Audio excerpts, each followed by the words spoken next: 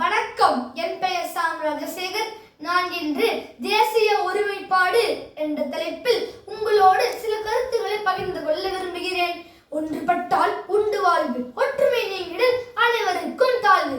ஆம், வணிகம் செய்ய வந்த அந்நியரால் அடிமைப்பட்டோம். ஜாதி மதம் இனம் வேற்றுமையால் பிரிவுற்றோம். பின்னர் ஒன்றுபட்டோம், வென்று காட்டினோம். தேசிய ஒருமைப்பாட்டின் வலிமையை உணர்ந்தோம். அடுத்ததாக வேற்றுமையில் ஒற்றுமை என்ற தலைப்பில் உங்களோடு சில கருத்துக்களை பகிர்ந்து கொள்ள விரும்புகிறேன். 28 மாநிலங்கள், 8 யூனியன் பிரதேசங்கள், பல மதங்கள், பல இனங்கள், பல மொழிகள், பல ஜாதி பிரிவுகள், மதத்தால் இனத்தால் மொழியால் ஜாதியால் பிரிந்தாலும் இந்தியர் என்ற உணர்வால் அனைவரும் ஒன்றுபட்டிருக்கிறோம். நம் வேற்றுமையில் ஒற்றுமை கண்டு பல உலக நாடுகள் வியக்கின்றன.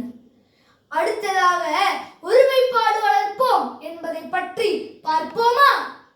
தேசிய சின்னமான நான்முகச் சிங்கம், தேசிய கொடியான மூவண்ணக் கொடி, தேசிய பாடலான ஜனகணமன எல்லாம் நம் மக்களால் மதித்து போற்றப்படுகின்றன. தேசிய விழாக்கள், விடுதலை போராட்ட வீரர்களின் பிறந்த நாள் மற்றும் நினைவு நாளை நம் மக்கள் கொண்டாடி வருகின்றனர். இறுதியாக என் முடிவுரை: இந்திய அரசியல் சட்டத்தை மதிக்கிறோம், கடமையை செய்கிறோம், உரிமையை பெறுகிறோம். எல்லையில் நின்று காவல் காக்கும் முப்படைகளின் தியாகத்தை மதிக்கிறோம். பாரத நாடு பழம்பெரும் நாடு, நீரதன் புதல்வர் இந்நினைவகற்றாதீர் என்னும் பாரதியின் வரிகளை பாடி மகிழ்வோம். நன்றி, வணக்கம்.